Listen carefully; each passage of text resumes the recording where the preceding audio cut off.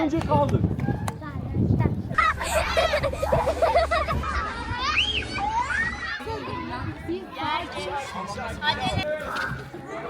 Ucunu önce bu ipi buraya sıkıştırıp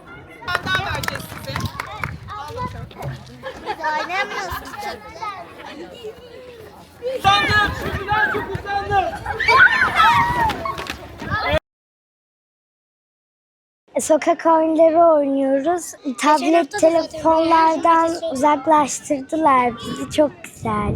Burada oyun oynatıyorlar bize.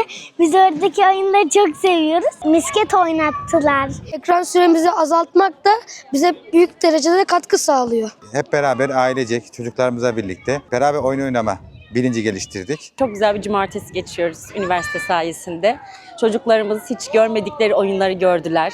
Hiç bilmedikleri etkinliklere katıldılar. Aile huzuru için, dijital bağımlılığa ara vermek için sanal oyunlardan sokak oyunlarına projesini başlattık. Bu bağlamda ailelerimiz bilgilendirirken çocuklarımız da aynı zamanda bu oyunlarımızın kültürel mirasçısı, taşıyıcısı olacaklar. Projemizin amacı sanal oyunlardan sokak oyunlarına yeniden tekrardan bir dönüşüm sağlamak. Bizim amacımız teknolojiyle savaşmak değil, ancak ekran sürelerini kontrol altına alarak geleneksel çocuk oyunlarıyla tekrardan çocuklarımızı buluşturmayı amaçlamaktayız. Hem ailelerle hem çocuklarla hem de bizim üniversitedeki öğrencilerimizle buluşturarak çok yönlü, farklı disiplinlerden akademisyenlerin bir araya gelerek çok farklı alanlarla bir araya getirmekteyiz. Aynı zamanda bizim öğrencilerimize de bir uygulama sahası oluşturmakta. Oyunlarımızı geleneksel çocuk oyunları üzerinden seçtik.